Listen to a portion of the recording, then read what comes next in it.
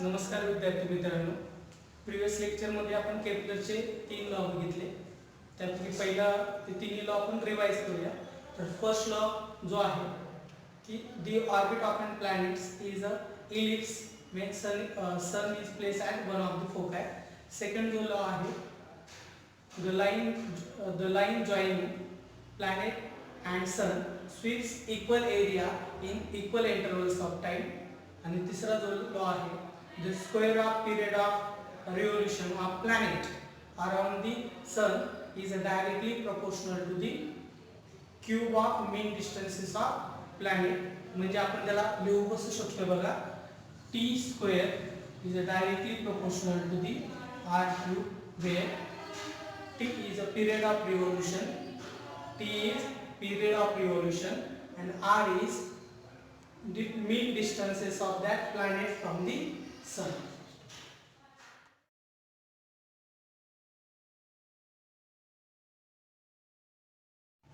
Next point आपला Newton's universal law of gravitation.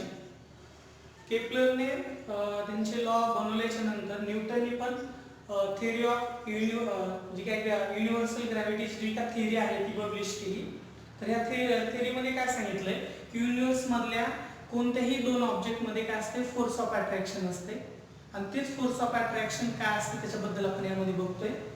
तर according to this theory the force of attraction any two object in the universe is directly proportional to the product of their masses and inversely proportional to the square of distance between them. आता ते कसं तर बघूया. समजा let m1 and m2 are the masses of two object. दोन object universe मध्ये consider केले m1 आणि m2 आणि ते एकमेकांपासून d डिस्टन्स वर ठेवले. म्हणजे कसं let m1 and m2 are the masses of two objects placed at a distance from each other. एकमेकांपासून d डिस्टन्स वर ठेवले आणि डिस्टन्स हे कसे स्फेरिकल ऑब्जेक्ट आहे तर त्यांचं डिस्टन्स नेहमी सेंटर पासून मोजायचं. आता जेव्हा स्फेरिकल असेल सेंटर पासून, जेव्हा इरेग्युलर ऑब्जेक्ट असेल तेव्हा काय करायचं ते तुम्हाला पुढे सांगतो. इथपर्यंत कळलं. तर ह्या दोन ऑब्जेक्ट मध्ये काय as per the universal theory of gravity त्यानुसार या दोन ऑब्जेक्ट मध्ये काय असणार आहे, फोर्स असणार आहे. तर तो फोर्स म्हणजे जो काय ग्रॅव्हिटेशनल फोर्स आहे तो काय असणार, that force is directly proportional to the product of their masses. म्हणजे जे दोन ऑब्जेक्ट आहे त्या ऑब्जेक्टच्या प्रोडक्टशी समानुपाती असणार and inversely proportional to square of distance between them. म्हणजे जर तोच force directly proportional to the product of two masses and inversely proportional to square of distance between them. आता हे दोन इक्वेशन आपण बनवले. ह्या दोन इक्वेशन वरून आपण फोर्स हे दोन इक्वेशन आपण लेफ्ट हँड साइड सारखी राईट हँड साइड मध्ये प्लेस केल्याच्या नंतर आपल्याला असं भेटलं. आता याचा जर सांगायचं ठरलं तर कसं सांगा, the force of attraction between any two object in the universe is directly proportional to product of their masses. म्हणजे का दोन ऑब्जेक्ट असणार म्हणजे याला अप्लाय होण्यासाठी ऍटलीस्ट आपल्याला दोन ऑब्जेक्टची गरज आहे. म्हणजे m1 आणि m2 याच्याशी directly proportional and inversely proportional to distance between them. म्हणजे डिस्टन्स कसे इनव्हर्सली प्रोपोर्शनल. तर प्रोपोर्शनॅलिटी साइन आपण काय करणार, रिमूव्ह करणार. त्याबद्दल कॅपिटल जी घेणार आणि capital G is a universal gravitational constant. Universal gravitational constant. तर जी ची व्हॅल्यू कशी काढायची ते आता नीट लक्ष देऊन बघा. व्हॅल्यू बघण्या अगोदर आपण जे काय मासेस आणि डिस्टन्सचा फोर्सवर काय परिणाम होतो ते बघूया. जर मास हे डबल केलं म्हणजे ज्या अगोदरचा ऑब्जेक्ट आहे समजा एक केजीचा ऑब्जेक्ट होता आपण डबल केलं मास तर त्याचा फोर्सवर काय परिणाम होतो ते बघतोय. आपल्याला माहिती आहे सिंपल जे इक्वेशन आपण बघितलं, फोर्स हा directly proportional to the product of masses आहे. If mass become double then what happen, if mass double means इथे m होतं तर आपण डबल केलं म्हणजे त्याला ट्वाइस म्हणजे 2m झालं. तर तेव्हा फोर्सवर काय परिणाम होतो तेव्हा बघा. नवीन फोर्स आपण कन्सिडर केलं, इथे F1 इथं F2 तर इथे 2m बनणार. काय होणार 2m.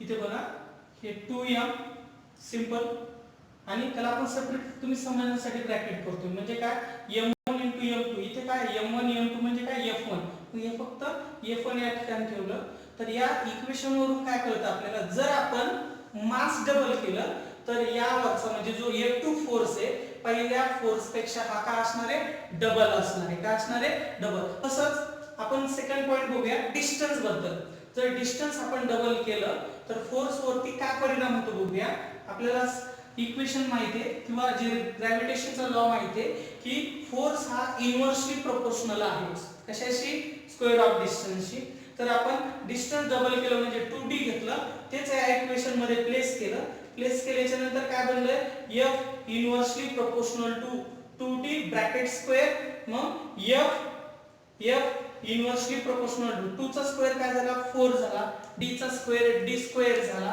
म्हणजे यावरून आपल्याला कळलं इथे बघा f inversely proportional to d square f inversely proportional to d square हे म्हणजे काय डिनॉमिनेटर मध्ये जी काय व्हॅल्यू 4 आली याचा अर्थ असा झाला फोर्स हा डिक्रीज झाला कितीने बाय 4 फॅक्टर फोर्स कितीने डिक्रीज झाला 4 फॅक्टरने ओके